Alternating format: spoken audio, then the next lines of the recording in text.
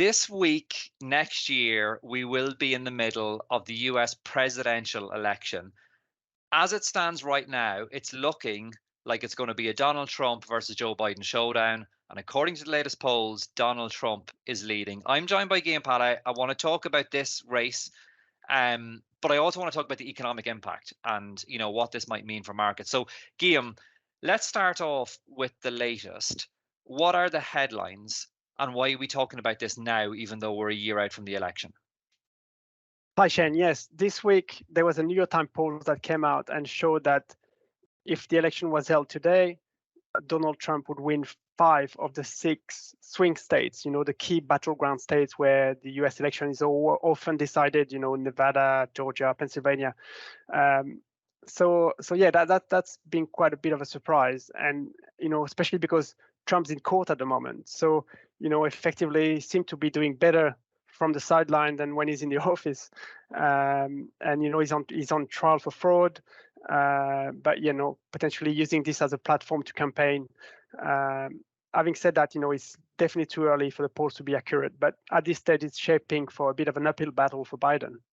Yeah, okay. I mean, before we get into the details of the Biden versus Trump economics, what's the likelihood of it being Biden versus Trump? Because we're a year out, there could be other candidates that come to the fore. Will it be these two guys? Yeah, it's not a foregone conclusion that it's going to be Biden versus Trump. Look, on the Republican side, it's quite simple. That the other candidates are only there, in case, unless Donald Trump is convicted. It's hard to run from jail. He's going to be running.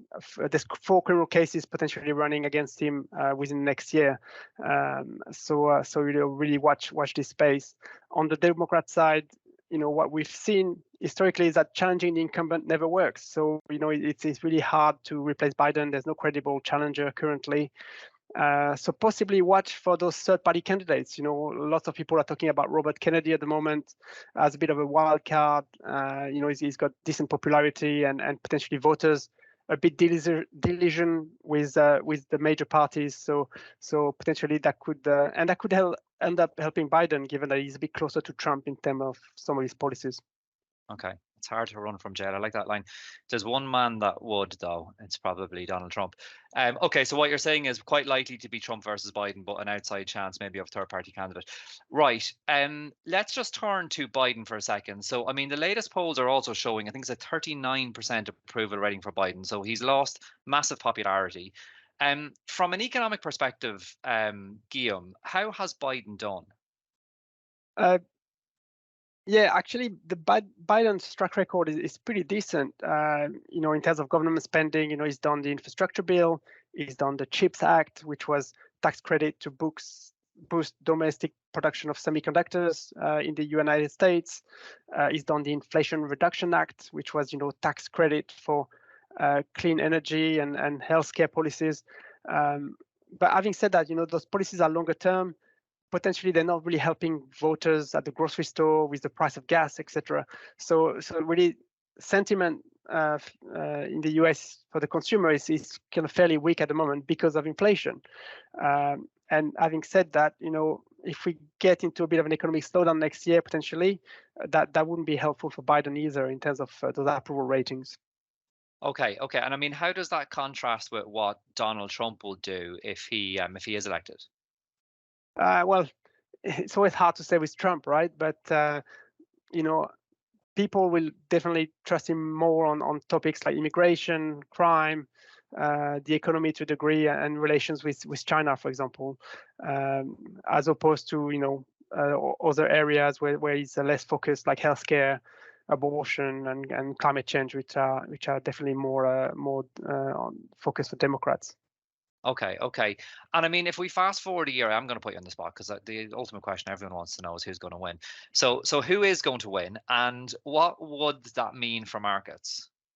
Well, it's really impossible to say so early in the process.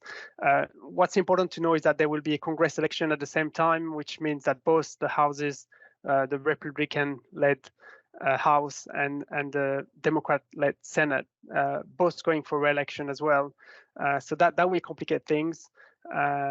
but what we know historically is that markets don't like uncertainty. There's definitely going to be a bit of uncertainty next year with what's shaping up here. And what we've seen is usually markets tend to perform quite strongly once the election result is known, and this is whatever the result really. So it's really about getting this out of the way. Okay. So uncertainty in the lead up to it, but irrespective of the result, probably a bit more certainty for markets, which could be helpful. Okay, look, Guillaume, I've no doubt we're going to be back talking about this numerous times between now and the election this week next year.